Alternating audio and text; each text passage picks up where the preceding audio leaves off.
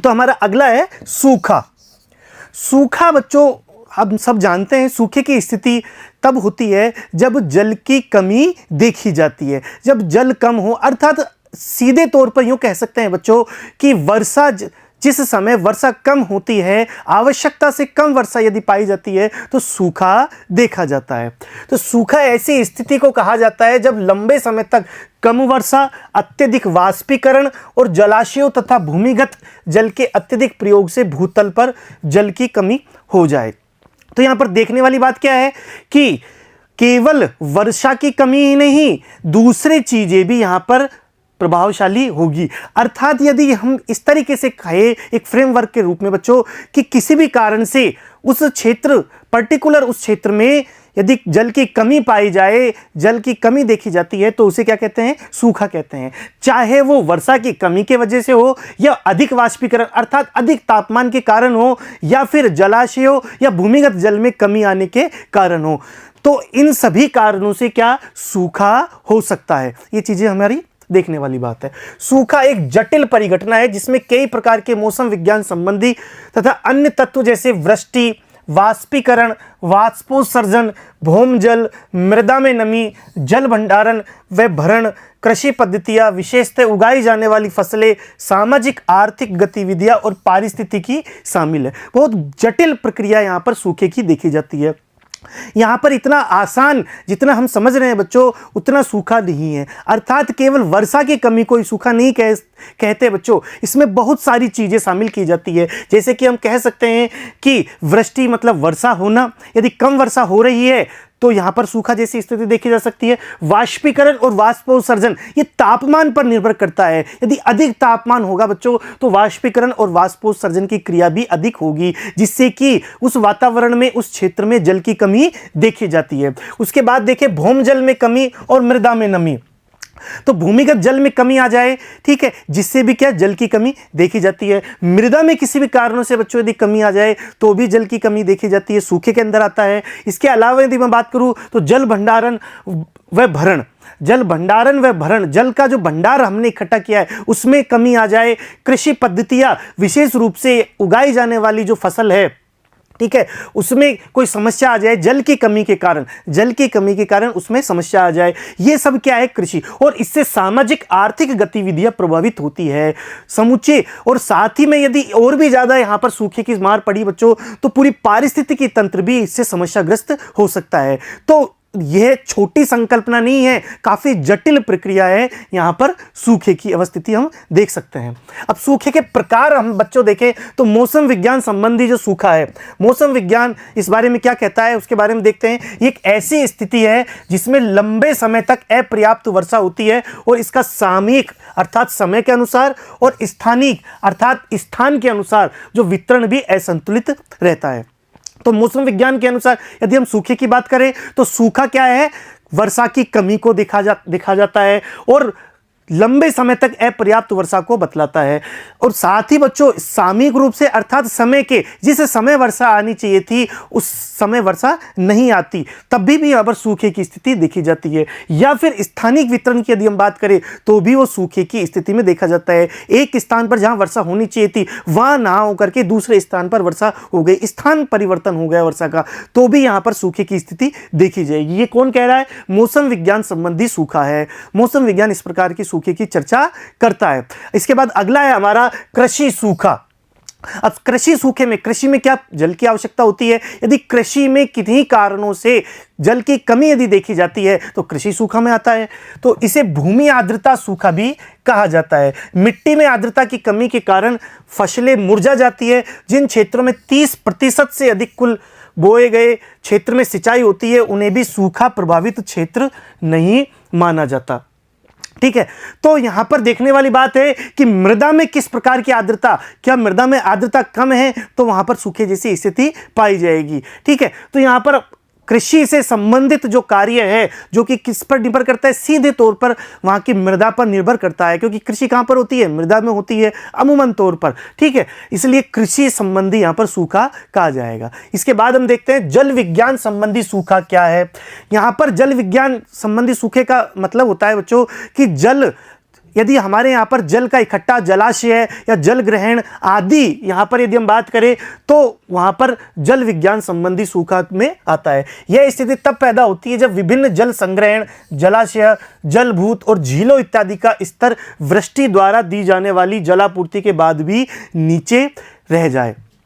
तो बरसात यदि हो रही है फिर भी यदि उनका जल नीचे है, कम उन क्षेत्रों में, उन जलाशयों में, उन बच्चों वहाँ पर जल संग्रहण की जो इकाइयाँ हैं उनमें यदि फिर भी जल की कमी रही तो जल विज्ञान संबंधी वहाँ पर सूखा माना जाएगा। तो सूखा जटिल प्रक्रिया है। इसके बाद यदि हम बात करें तो पारिस्थितिकी सूखा, ये सबसे विनाशकारी सूखा माना जाता है। इसमें समस्त पारिस्थितिकी सूखे से ग्रस्त रहती है और समस्याग्रस्त रहती है। तो जब प्राकृतिक पारिस्थितिकी तंत्र में जल की कमी से उत्पादकता में कमी हो जाए और परिणाम स्वरूप पारिस्थितिक तंत्र में तनाव आ जाता है, यह क्षतिग्रस्त हो जाता है, तो पारिस्थितिकी सूखा कहलाता है। यह सबसे बड़ा सूखा माना जाता है। इसमें पूरा इकोलॉजी जो सिस्टम है बच्चों वो गड़बड़ा जाता है, समस्याग्रस्त हो जाता है। न केवल जीव जंतु बल्कि वनस्पति और साथ में यदि हम बात करें तो मृदा आदि समस्त जो वहाँ पर पारिस्थितिकी तंत्र के अंतर्गत आने वाले जो समस्त तत्व है बच्चों वो इस सूखे से प्रभावित होते हैं। तो यह सबसे बड़ी संकल्पना मानी जाती है सूखे की। अब भारत में सूखाग्रस्त क्षेत्र कौन सा है इसके बारे में चर्चा कर लेते हैं कि भारत में बच्चों सूखाग्रस्त क्षेत्र कौन से हैं। ठीक है, तो भारतीय कृषि काफी हद तक मानसून वर्षा पर निर्भर करती रही है।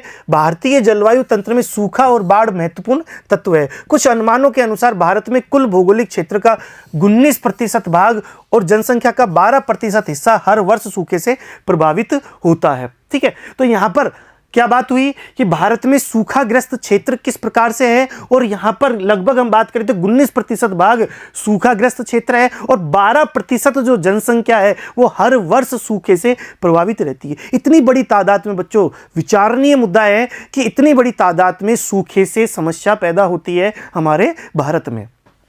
और दूसरी तरफ हमने ये भी देखा था बच्चों, बाढ़ पड़ते समय जब बाढ़ का हम अध्ययन कर रहे थे तो बाढ़ भी काफी तादाद में भारत में विद्यमान है। तो जहां एक और सूखा पाया जाता है बच्चों, वहीं दूसरी ओर बाढ़ की स्थिति भी यहां पर देखी जाती है।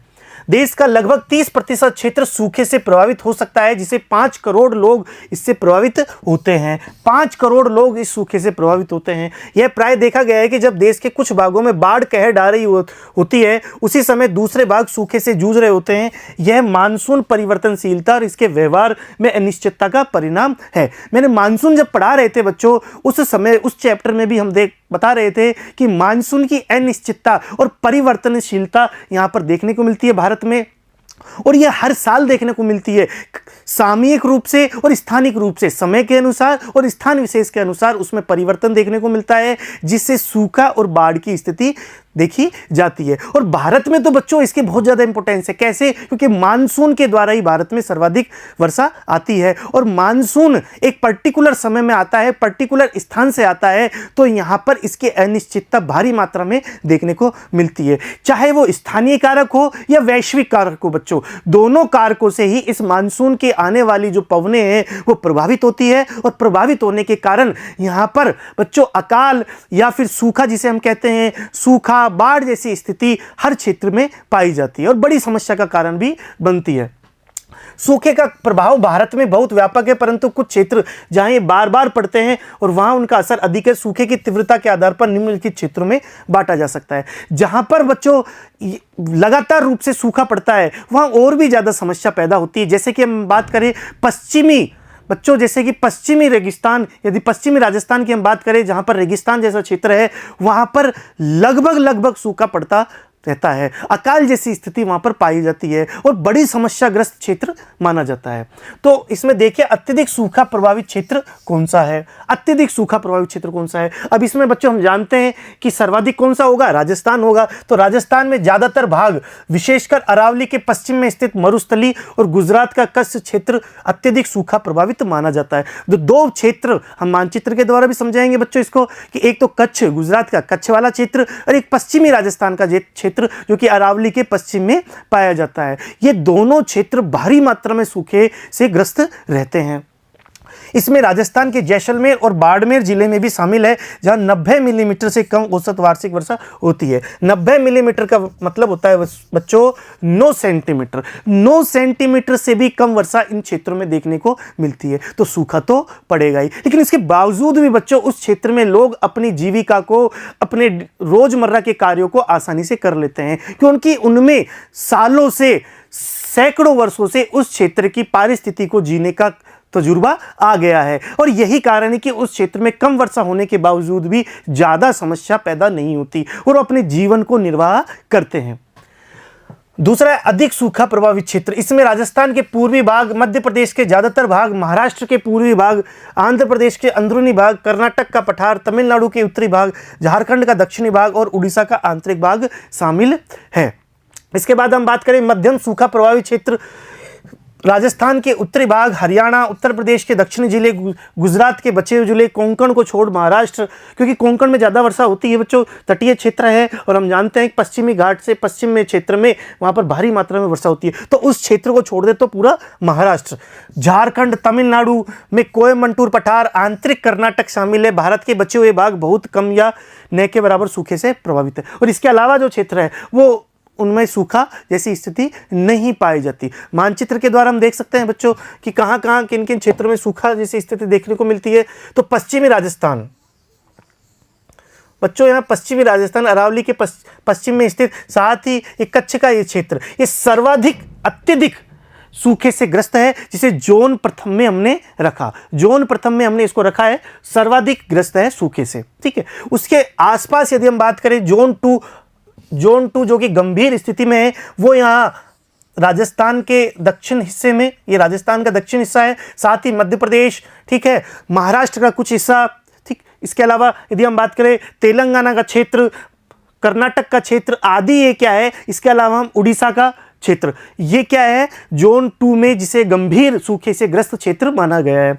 जोन 3 की यदि हम बात करें बच्चों, तो सामान्य सूखा जो क्षेत्र है वो यहाँ इसके सराउंडिंग, जिसमें उत्तरी राजस्थान, पूर्वी राजस्थान का कुछ हिस्सा, ठीक है, मध्य प्रदेश का कुछ हिस्सा, झारखंड, छत्तीसगढ़ और इसके अलावा हम उड़ीसा, पश्चिम बंगाल का कुछ हिस्सा आदि क्षेत्र भी यहाँ पर पाए जाते हैं। गुजरात, महाराष्ट्र, कर्नाटक और यहाँ पर बात करें तो दक्षिण में तमिलनाडु का कुछ हिस्सा भी यहाँ जोन 3 जो कि सामान्य सूखे से प्रभावित है वो यहाँ पर पाए जाते हैं। इसके अलावा भारत में यदि हम बात करें तो सूखा रहित क्षेत्र माना जाता है, जिसमें विशेष तौर पर यदि हम बात करें तो पूर्वोत्तर के राज्य जो है, इसके अलावा उत्तर प्रदेश या फिर हिमालयी जो क्षेत्र है, पंजाब, उत्तरांचल, साथ ही हिमाचल प्रदेश, साथ ही हम बात करें तो पूर्वी जो क्षेत्र है, दक्षिणी जो क्षेत्र है, वो सूखा रहित क्षेत्र माने जाते हैं, क्योंकि यहाँ काफ़ी अच्छी तादाद में वर्षा पाई जाती है। तो इस तरीके से चित्र के द्वारा हम देख सकते हैं कि कौन से क्षेत्रों में किस प्रकार का सूखा, किस जोन के तहत सूखा यहाँ पर पाया जाएगा। ठीक है बच्चों, इसके बाद हम देखते हैं सूखे के परिणाम। सूखा का परिणाम क्या होता है बच्चों, हम सब जानते हैं सूखे के बहुत व्यापक परिणाम देखने को मिलते हैं। पर्यावरण और समाज पर सूखे का सोपानी प्रभाव पड़ता है। फसलें बर्बाद होने से अन्न की कमी हो जाती है, जिसे अकाल कहा जाता है। तो बच्चों हम अकाल के बारे में जानते हैं, जब फसलें बर्बाद हो जाए और अन्न की कमी हो जाए तो उसे क्या कहते हैं, अकाल कहते हैं। अब ये अकाल में बच्चों 3 तरीके से पाया जाता है कि चारा कम होने की स्थिति को तृण अकाल कहा जाता है। यदि अन्न की कमी हो जाए तो उसे अकाल कहते हैं, सामान्य अकाल कहते हैं। यदि चारे की कमी हो जाए, ये और भी ज़्यादा घातक होता है क्योंकि वहाँ पर चारा भी पैदा नहीं होगा, उसे तृण अकाल कहते हैं। और भी ज़्यादा यदि समस्या हो जाए, जल आपूर्ति की कमी हो जाए तो उसे जल अकाल कहते हैं। तो तीनों अकालों की यहाँ पर स्थिति हमने देखा, सामान्य अकाल, तृण अकाल और जल अकाल। इसके तीनों को जो मिलाकर के कहा जाए, तीनों परिस्थितियाँ मिल जाए तो त्रि अकाल कहलाती है। यहाँ पर त्रि अकाल की स्थिति देखी जाती है और ये बहुत घातक है, सबसे ज़्यादा विध्वंसक है, सबसे बड़ा समस्या का कारण बनता है त्रि अकाल। ठीक है, सूखा प्रभावित क्षेत्र में वृहद पैमाने पर मवेशियों और अन्य पशुओं की मौत, मानव प्रवास तथा पशु पलायन एक सामान्य परिवेश माना जाता है। यहाँ पर पशुपालकों को पशु से समस्या पैदा होती है क्योंकि पशुओं के लिए भी ना केवल जल पीने के लिए पशुओं के लिए बल्कि चारे जैसी चीज़ों के लिए भी समस्या पैदा हो जाती है यहाँ पर इन क्षेत्रों में। इसके अलावा मानव का प्रवास भी देखा जाता है सूखे के दौरान। जब सूखा या अकाल जैसी स्थिति देखी जाती है बच्चों तो मानव प्रवास होते हैं, पशुओं का भी पलायन कर देते हैं। पश्चिमी राजस्थान में बच्चों इस तरीके की स्थिति देखने को आमतौर पर मिल जाती है। पानी की कमी के कारण लोग दूषित जल पीने को भी बाध्य हो जाते हैं, जिससे कि जल जनित बीमारियां भी यहां पर पैदा हो जाती है। इसके परिणाम स्वरूप पेयजल संबंधी बीमारियां जैसे आंत्रशोथ, हैजा, हेपेटाइटिस हो जाती है। अब यहाँ पर इस प्रकार की चीज़ें हमने देखी, ना केवल अकाल जैसी स्थिति देखने को मिलती है बच्चों, बल्कि जल जनित जो बीमारियां है वो भी यहाँ पर देखने को मिलती है। और इनका प्रभाव बच्चों ना केवल सीधे तौर पर जल समस्या के रूप में होता है बल्कि सामाजिक और आर्थिक समस्या भी इस समाज देखने को मिलता है। सामाजिक और प्राकृतिक पर्यावरण पर सूखे का प्रभाव तात्कालिक एवं दीर्घकालिक होता है। ठीक है, इसलिए सूखे से निपटने के लिए तैयार की जा रही योजनाओं को उन्हें ध्यान में रख करके बनाना चाहिए। सामाजिक रूप से भी यहाँ पर बड़ी समस्या पैदा हो जाती है। ठीक है, इसके बाद बच्चों हम देखते हैं कि सूखे की स्थिति में तात्कालिक सहायता में सुरक्षित पेयजल वितरण, पेयजल कम से कम पेयजल वितरण होना आवश्यक है। यदि हमें कोई जल जनित बीमारी है या दूसरे प्रकार की बीमारी तो वहां पर दवाइयों का प्राप्त होना, पशुओं के लिए चारे और जल की उपलब्धता तथा लोगों तथा पशुओं को सुरक्षित स्थान पर पहुंचाना शामिल है। तो इस तरीके की यदि हम उपाय करें तो बच्चों यहां पर इस सूखे से निपटने में सहायता हो सकती है। ठीक है, और यदि हम बात करें दीर्घकालिक उपायों की तो सूखे से निपटने के लिए दीर्घकालिक योजनाओं में विभिन्न कदम उठाए जा सकते हैं, जैसे भूमिगत जल के भंडारण का पता लगाना। भूमिगत जल के भंडारों को बच्चों पता लगा सकते हैं कि नई नई तकनीक के द्वारा, सैटेलाइट के द्वारा और नई नई जो टेक्नोलॉजी आ रही है इनके द्वारा हम भूमिगत जो जल भंडार है उनका हम पता लगा सकते हैं, जिससे कि हम उस जल को प्राप्त कर सकते हैं। इसके अलावा यदि हम बात करें जल अधिक के, जिन क्षेत्रों में जल अधिक है उन क्षेत्रों से जल को लाया जा सकता है। तो जल अधिक के क्षेत्रों से अल्प जल क्षेत्रों में पानी पहुंचाना। और सबसे बड़ी जो बात है दीर्घकालिक उपायों में बच्चों 1999 में इस पर उपाय किया गया था, नदियों को जोड़ना, बांध व जलाशयों का निर्माण इत्यादि। नदियों को जोड़ने की जो परियोजना है बच्चों यह भारत में जल की समस्या को दूर कर सकता है। साथ ही जहां पर बाढ़ आती है बच्चों वहां बाढ़ वाले क्षेत्रों से जहां पर सूखा पड़ता है वहां पर जल की कमी को पूरा किया जा सकता है। क्योंकि बच्चों भारत में इस प्रकार की स्थिति है कि एक ही समय में जहां एक क्षेत्रों में बाढ़ आती है वहीं दूसरे क्षेत्रों में सूखा जैसी स्थिति भी पड़ती है। यदि नदी जोड़ो परियोजना का यहां पर कारगर कार्य किया जाए तो यह अभूतपूर्व परिवर्तन होगा, यह क्रांति के समान होगा बच्चों। हालांकि इसमें बहुत सारी समस्याएं हैं, चाहे आर्थिक समस्या हो, चाहे यहाँ पर स्थानिक पारिस्थितिकी की समस्या हो, लेकिन फिर भी उन समस्याओं को धारण करते हुए भी, उनका नियोजन करते हुए भी यदि हमने नदी जोड़ो परियोजना का कार्य किया, यदि हमने बांध व जलाशयों पर काम किया तो भारत में बाढ़ और सूखे की समस्या का निराकरण किया जा सकता है। ठीक है बच्चों, तो यह बहुत बड़ी परियोजना है। 1999 पर इस पर कार्य किया गया था, नदी जोड़ो परियोजना पर। नदियां जोड़ने के लिए द्रोणियों की पहचान तथा भूमिगत जल भंडारण की संभावना का पता लगाने के लिए सुदूर संवेदन और उपग्रहों से प्राप्त चित्रों का प्रयोग किया जाना चाहिए। तो यहां पर मैंने जैसे कि बताया अभी कि नदियों को जोड़ने के लिए द्रोणियों की पहचान की, आखिर कहां कैसे किस प्रकार की द्रोणियों को जोड़ना है और उसमें किस प्रकार की समस्या का सामना हमें करना पड़ सकता है, उन चीजों की सैटेलाइट इमेज हम तैयार कर सकते हैं। ठीक है, सुदूर संवेदन की तकनीक अपना सकते हैं, साथ ही भूमिगत जल भंडारण की समस्या को भी हम यहां पर देख सकते हैं। तो सूखा प्रतिरोधी फसलों के बारे में ज़्यादा प्रचार प्रसार करना चाहिए कि ऐसे फसलों को बोलना चाहिए, विशेष रूप से उन क्षेत्रों में जहां सूखा पड़ता है कि ऐसे फसलों को बोलना चाहिए जो कि सूखा प्रतिरोधी हो, जिसमें कम जल की आवश्यकता ही हो। सूखे से लड़ने के लिए एक दीर्घकालिक उपाय है वर्षा जल संचलन, रेन वाटर हार्वेस्टिंग। यह भी बहुत बड़ा कारगर उपाय हो सकता है यदि हम इस पर काम करें बच्चों। कि रेन वाटर जो हार्वेस्टिंग है, अर्थात जो वर्षा का जो जल है उसे हम संचय कर ले, उस संचय किया हुआ जो जल है, जो इकट्ठा किया हुआ जल है, उसको साल भर हम उपयोग में ले सकते हैं। और पश्चिमी राजस्थान में बच्चों इसका विशेष रूप से कार्य सालों से किया जा रहा है। सैकड़ों सालों से रेन वाटर हार्वेस्टिंग का जो कार्य है वो पश्चिमी राजस्थान में जो रेगिस्तान का क्षेत्र है वहां पर इस प्रकार का कार्य किया जा रहा है। हमारी परंपरागत रूप से यहां पर जल संचय की बच्चों यहाँ पर कारगर उपाय किया जा रहा है। ठीक है, तो यह भी चीज़ हमें करना चाहिए, सूखे का प्रभाव कम करने में महत्वपूर्ण भूमिका निभा सकता है। तो इस प्रकार के काम हो भी रहे हैं बच्चों, हमारी सरकारें, स्थानीय समाज और आदि जो लोग हैं यहाँ पर इस प्रकार के कार्य कर रहे हैं। और ज़्यादा हमें इसके बारे में तकनीक की सहायता से और ज़्यादा प्रयास करने चाहिए। इसके बाद बच्चों दूसरा है हमारा भूस्खलन।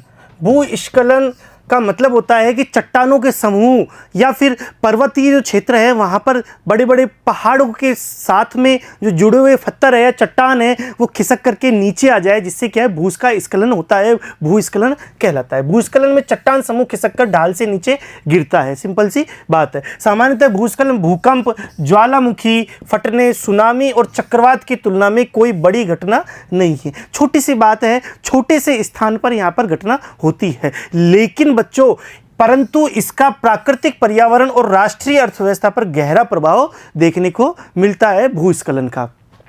अन्य आपदाओं के विपरीत जो आकस्मिक, अनुमेय तथा वृहद स्तर पर दीर्घ एवं प्रादेशिक कारकों से नियंत्रित है, भूस्खलन मुख्य रूप से स्थानीय कारकों से उत्पन्न होते हैं। जैसे कि मैंने बताया, स्थानीय कारक यहाँ पर जिम्मेदार होते हैं, चाहे छोटे लेवल पर विकासात्मक कार्य हो, इसमें मानव के द्वारा किया गया जो प्रयास है वो भी महत्वपूर्ण रहता है। भूस्खलन में कहीं ना कहीं मानव भी जिम्मेदार पाया जाता है। प्राकृतिक कारण तो है ही भूस्खलन के लिए, जैसे कि मैंने अभी बताया बच्चों कि भूकंप है, ज्वालामुखी है या फिर स्थानीय कोई कारण है, लेकिन मानव के द्वारा किया गया जो विकासात्मक जो कार्य है यह भी प्रमुख जिम्मेदार होगा। इसलिए भूस्खलन के बारे में आंकड़े एकत्र करना और इसकी संभावना का अनुमान लगाना न सिर्फ मुश्किल अपितु काफ़ी महंगा भी पड़ता है कि कौन सी चट्टान कहां से गिर जाए। काफ़ी बड़े क्षेत्र में, भारत में यदि बात करें बच्चों तो भारत में काफ़ी बड़े क्षेत्र में पर्वतीय क्षेत्र पाए जाते हैं और उनमें कौन सी चट्टान कहां से खिसक करके गिर जाए इसके बारे में ज़्यादा पता हम नहीं लगा सकते हैं। इसलिए यह काफ़ी मुश्किल वाला कार्य है। भूस्खलन को परिभाषित करना और इसके व्यवहार को शब्दों में बांधना मुश्किल कार्य माना जाता है। कि सिंपल सी बात है बच्चों कि चट्टानों का ऊपर से ढाल के सहारे नीचे की ओर गिरना भूस्खलन कहलाता है, लेकिन ये इतनी छोटी संकल्पना भी नहीं है। इसकी परिभाषित करना काफ़ी टफ है, एक जटिल प्रक्रिया है, परंतु फिर भी पिछले कुछ अनुभवों, इसकी बारंबारता और इसके घटने को प्रभावित करने वाले कारकों जैसे भूविज्ञान, भूआकृति कारक, ढाल, भूमि उपयोग, वनस्पति आवरण और मानव क्रियाकलापों के आधार पर भारत को विभिन्न भूस्खलन क्षेत्रों में बांटा जा सकता है। तो यहाँ पर अलग अलग कारणों से अलग अलग कारकों को प्रभावित, जैसे भूविज्ञान है, भूआकृति कारक है, ढाल है किस प्रकार का है, भूमि उपयोग किस प्रकार का, जिससे कि वो जो चट्टानें हैं नीचे की ओर खिसकी। वनस्पति का आवरण कम होना यह भी एक समस्या है, तो वनस्पति का आवरण किस प्रकार का है और मानव ने किस प्रकार की यहाँ पर विकासात्मक कार्य क्रियाकलाप किए हैं, इससे भी भूस्खलन प्रभावित होता है। अत्यधिक सुभेदता क्षेत्र, यहाँ पर यदि हम बात करें बच्चों कि भूस्खलन क्षेत्रों में कौन कौन से में बांटा है, पहला है अत्यधिक सुभेदता वाला क्षेत्र, ज्यादा अस्थिर हिमालय की युवा पर्वत श्रृंखलाएं और अंडमान निकोबार, पश्चिमी घाट और नीलगिरी में अधिक वर्षा वाले क्षेत्र, उत्तर पूर्वी क्षेत्र भूकंप प्रभावित क्षेत्र और अत्यधिक मानव क्रियाकलापों वाले क्षेत्र जिसमें सड़क और बांध निर्माण इत्यादि आती है, अत्यधिक सुभेदता वाले क्षेत्र यहाँ पर माने जाते हैं। तो अत्यधिक सुभेदता वाले कौन से हैं? हिमालय पर्वत, जो कैसे हैं? अस्थिर है, युवा है, अभी भी उनका निर्माण जारी है, इस वजह से वहां पर भूस्खलन अनुमानतः देखा जाता है। यदि उसके बाद बात करें तो अंडमान निकोबार, वैसे बच्चों यहां पर देखा जाता है कि अंडमान निकोबार जो द्वीप समूह है यह भी विस्तारित रूप से हिमालय का ही क्षेत्र माना जाता है, तो वहां पर भी भूस्खलन जैसी स्थिति देखी जाती है। इसके अलावा यदि हम बात करें बच्चों तो पश्चिमी जो घाट है, इसके अलावा नीलगिरी वाले क्षेत्र और अधिक वर्षा वाले जो क्षेत्र है, भूकंप प्रभावित क्षेत्र है और मानव के द्वारा अत्यधिक क्रियाकलापों के द्वारा प्रभावित जो क्षेत्र है वहां पर भी भूस्खलन देखा जाता है अत्यधिक मात्रा में। इसके बाद बात करें तो अधिक सुभेदता जो क्षेत्र है, अधिक भूस्खलन सुभेदता वाले क्षेत्रों में भी अत्यधिक सुभेदता क्षेत्रों से मिलती जुलती परिस्थितियां मिलती है। दोनों बिल्कुल पास में इनकी स्थिति देखने को मिलती है। दोनों में अंतर है, भूस्खलन को नियंत्रण करने वाले कारकों के संयोजन, गहनता, बारंबारता का हिमालय क्षेत्र के सारे राज्य उत्तर पूर्वी भाग असम को छोड़कर के इस क्षेत्र में शामिल होते हैं। उत्तर पूरा नॉर्थ ईस्ट के जो जितने भी राज्य असम को छोड़ दे, क्योंकि असम क्या है बच्चों, असम एक मैदानी प्रदेश है और उसके अलावा जितने भी क्षेत्र हैं वो सब क्या है, पहाड़ी या पर्वतीय क्षेत्र हैं जितने भी राज्य हैं। तो यदि हम बात करें हिमालय क्षेत्र है उसके समस्त राज्य और नॉर्थ ईस्ट में जो राज्य हैं वो सभी क्या है कि अधिक सुभेद्यता वाले क्षेत्र भूस्खलन से माने जाते हैं। इसके बाद बात करें मध्यम और कम सुभेद्यता वाले, जहाँ पर छोटी मोटी पहाड़ियाँ हैं, इस प्रकार की चीज़ें जैसे कि पार हिमालय के कम वृष्टि वाले क्षेत्र, लद्दाख और हिमालय प्रदेश में, स्पीति अरावली पहाड़ियों में कम वर्षा वाला क्षेत्र, पश्चिमी पूर्वी घाट व दक्कन पठार के वृष्टि छाया क्षेत्र ऐसे इलाके हैं जहाँ कभी कभी भूस्खलन हो सकता है। तो पार हिमालय के क्षेत्र जहाँ वर्षा कम होती है। तो बच्चों यह देखा जाता है कि जो भूस्खलन है मुख्यतः वर्षा के द्वारा होता है। वैसे बच्चों यह वर्षा के द्वारा हो भी सकता है, नहीं भी हो सकता, क्योंकि चट्टान का गिरना कोई कारण नहीं होता। चट्टान ढाल के सहारे गुरुत्वाकर्षण बल के कारण नीचे की ओर गिरता है, लेकिन वर्षा इस प्रभाव को अत्यधिक बढ़ा देती है। ठीक है, तो वर्षा यहाँ पर मुख्य अपना योगदान देती है। तो पार हिमालय के कम वृष्टि वाले क्षेत्र, लद्दाख, हिमालय प्रदेश में स्पीति अरावली पहाड़ियाँ में कम वर्षा वाला क्षेत्र आदि ऐसे क्षेत्र है जो कि यहाँ पर मध्यम और कम सुभेद्यता वाले क्षेत्र माने जाते हैं।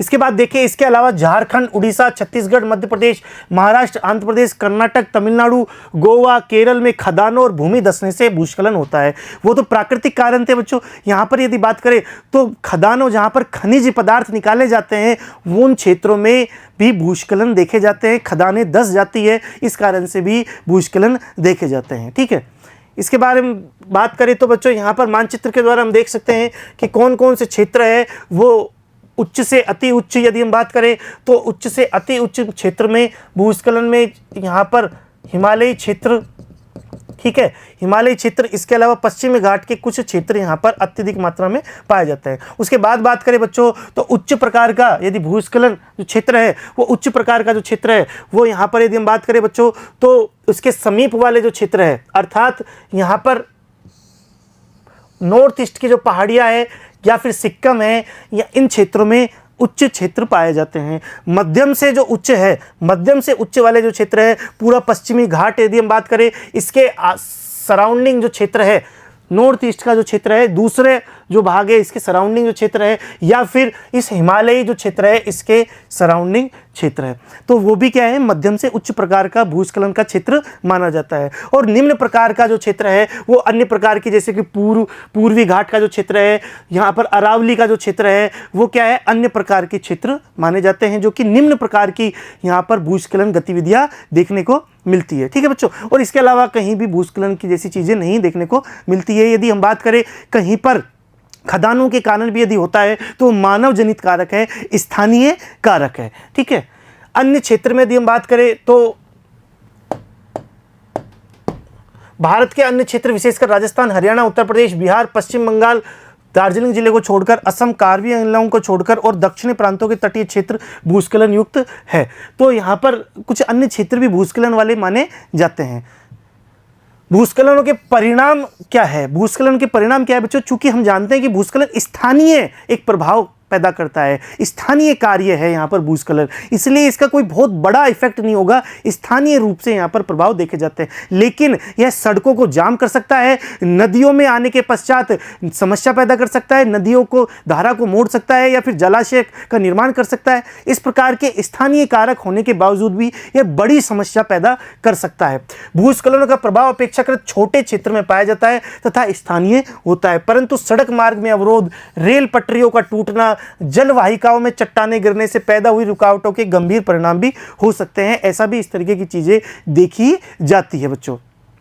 भूस्खलन की वजह से हुई नदी रास्तों में बदलाव बाढ़ ला सकते हैं और जान माल का नुकसान हो सकता है। इससे इन क्षेत्रों के आवागमन मुश्किल हो जाता है और विकास कार्यों की रफ्तार भी धीमी पड़ जाती है। तो सीधे तौर पर तो भूस्खलन कोई ज्यादा नुकसानदायक नहीं है बच्चों, लेकिन इसके जो प्रभाव है, बच्चों, परोक्ष रूप से यह कार्य कर सकता है। ठीक है, तो परोक्ष रूप से यह जैसे कि सड़क यातायात को बंद कर देना, उस पर अवरोध लगा देना, या फिर रेल पटरियों के ऊपर गिर जाना, ठीक है, वहाँ पर अवरोध हो जाना, या फिर हम बात करें कि जहाँ से नदियाँ निकल रही है नदियों में जाकर के गिर जाना, बड़ी बड़ी चट्टानें, और गिर करके उस नदी का रास्ता बदल देना, वहाँ पर अवरोध लगा देना, जलाशयों का निर्माण आदि चीज़ें, यहाँ पर बाढ़ लाने आदि चीज़ों में यहाँ पर यह महत्वपूर्ण भूमिका निभाता है।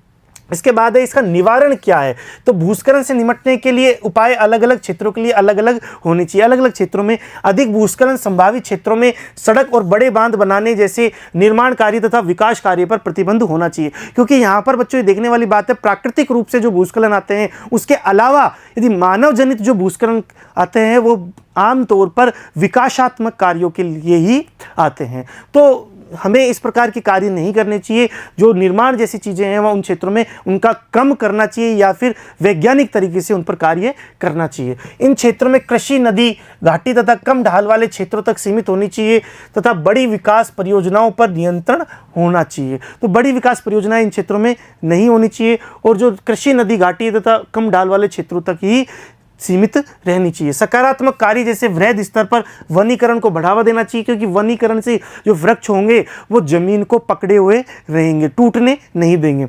और जल बहाव को कम करने के लिए बांध का निर्माण भूस्खलन के उपायों के पूरक है। लेकिन बच्चों यहाँ पर एक चीज़ हो रहा है कि अत्यधिक जो यहाँ पर वनीकरण होना आवश्यक है, जिससे कि मृदा को समेटे रहते हैं और मृदा को समेटने के साथ ही यहाँ पर भूस्खलन को कम भी कर सकते हैं।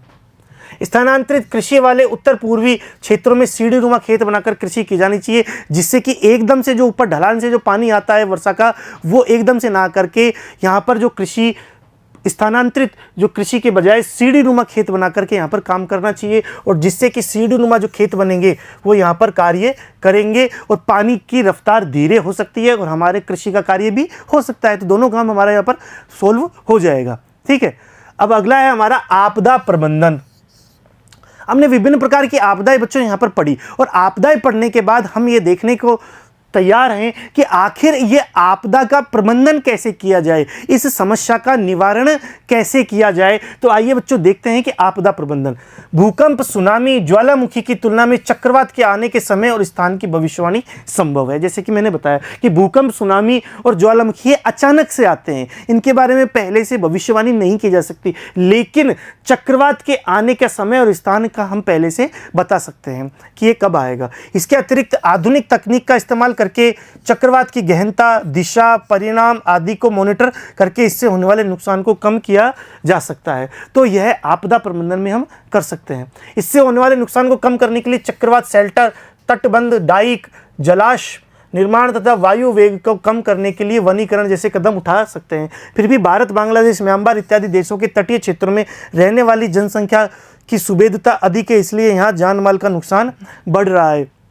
भारत, बांग्लादेश और म्यांमार यहाँ जो चक्रवात आते हैं बच्चों, तो इन चक्रवातों के कारण यहाँ चूंकि जनसंख्या का घनत्व ज़्यादा है, इस वजह से यहाँ ज़्यादा जनधन की हानि देखी जाती है।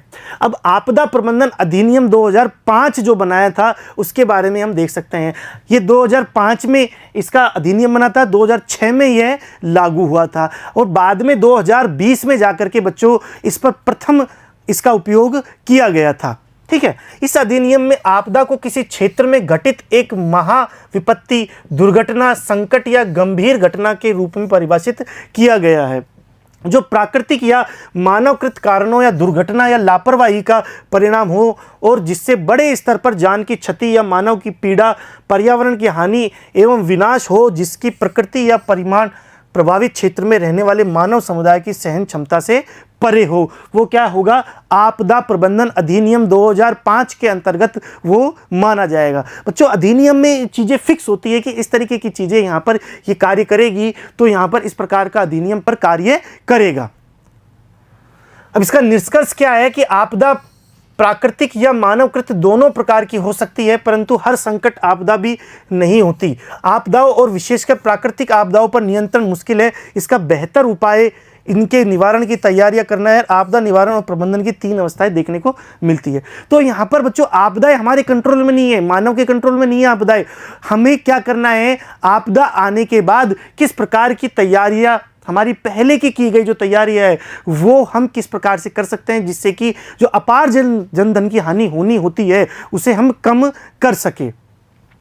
पहला है आपदा से पहले। आपदा से पहले कौन से काम करने चाहिए, आपदा के समय कौन से काम करने चाहिए और आपदा के पश्चात कौन से काम करने चाहिए, ये हमने 3 भागों में इसे बांटा है। तो आपदा से पहले हमें क्या करना चाहिए कि आने वाली संभावित जो आपदाएं हैं उनके बारे में डाटा इकट्ठा करना चाहिए, उनका मानचित्र तैयार करना चाहिए, उनके बारे में इस प्रकार के संयंत्र या तकनीक विकसित करनी चाहिए जो हो सकता है कि पहले हमें सूचना प्राप्त हो जाए। ठीक है, तो आपदा के बारे में आंकड़े, सूचना एकत्र करना, आपदा संभावित क्षेत्रों का मानचित्र तैयार करना और लोगों को इसके बारे में जानकारी देना चाहिए, लोगों को अवेयर करना चाहिए, लोगों को यहाँ पर जानकारी प्रदान करनी चाहिए, शिक्षित करना चाहिए कि यदि आपदा ऐसी आ जाए तो हमें क्या करना चाहिए। इसके अलावा संभावित क्षेत्र में आपदा योजना बनाना, तैयारियां रखना और बचाव का उपाय भी करना चाहिए, जिससे कि संभावित जो आपदा है उससे हम किस तरीके से कम कर सके होने वाले प्रभावों को। दूसरा है आपदा के समय युद्ध स्तर पर बचाव राहत का कार्य करने चाहिए, जैसे आपदाग्रस्त क्षेत्रों में लोगों को निकालना, आश्रय स्थल निर्माण, राहत कैंप, जल भोजन व दवाई आपूर्ति आदि की जो चीज़ें हैं वो युद्ध स्तर पर कार्य किया जाना चाहिए। और इसमें बच्चों न केवल केंद्र सरकार बल्कि राज्य स्तर पर भी आपदा का कार्य जो यहाँ पर संगठनात्मक रूप से जो कार्य किया जा रहा है वो यहाँ पर कर रही हैं। तीसरा है आपदा के पश्चात प्रभावित लोगों का बचाव, पुनर्वास, भविष्य में आपदाओं से निपटने के लिए क्षमता निर्माण पर ध्यान केंद्रित करना चाहिए। और इससे क्या होगा कि पुनर्वास जैसी समस्या, क्योंकि बच्चों आपदा होने के बाद वहाँ पर आवास, यदि हमें किसी भी प्रकार की आपदा आई बच्चों तो आवास प्रभावित होगा, उनके रोजमर्रा के कार्य है वो प्रभावित होंगे, स्थानीय समुदायों को रहने के लिए और स्थानीय लोगों को अपनी आजीविका चलाने के लिए समस्या पैदा हो सकती है। तो वो उन चीज़ों को भी ध्यान में देना चाहिए। भारत जैसे देश में जहां 2/3 क्षेत्र जनसंख्या आपदा सुभेद्य है, इन उपायों को विशेष महत्व है और आपदा प्रबंधन अधिनियम 2005 और राष्ट्रीय आपदा प्रबंधन संस्थान की स्थापना इस दिशा में भारत सरकार द्वारा उठाए गए सकारात्मक कदम का उदाहरण है। तो यहाँ पर बच्चों हम देखते हैं कि आपदा प्रबंधन अधिनियम 2005 जो कि 2006 में लागू हुआ था और राष्ट्रीय आपदा प्रबंधन संस्थान यहाँ पर यह भी कार्य कर रहे हैं। और यह इनका कार्य क्या है, यह देखने का कार्य है कि जहाँ कहीं भी आपदा आई उस पर तीनों प्रकार के हमने देखे, आपदा से पहले, आपदा के समय और आपदा के पश्चात, इन तीनों कार्यों पर कार्य हो रहा है या नहीं हो रहा है और उसमें और ज़्यादा हम किस तरीके से विकास कर सकते हैं आपदा को, प्रभावों को कम करने के लिए। इस प्रकार से बच्चों हमने ये हमारा चैप्टर समाप्त किया। इसमें विभिन्न प्राकृतिक जो संकट है उनको देखा, आपदाओं के बारे में अध्ययन किया और अंत में जाकर के आपदा प्रबंधन के बारे में भी डिस्कस किया। इसी प्रकार से हमारा ये चैप्टर यहाँ पर समाप्त होता है।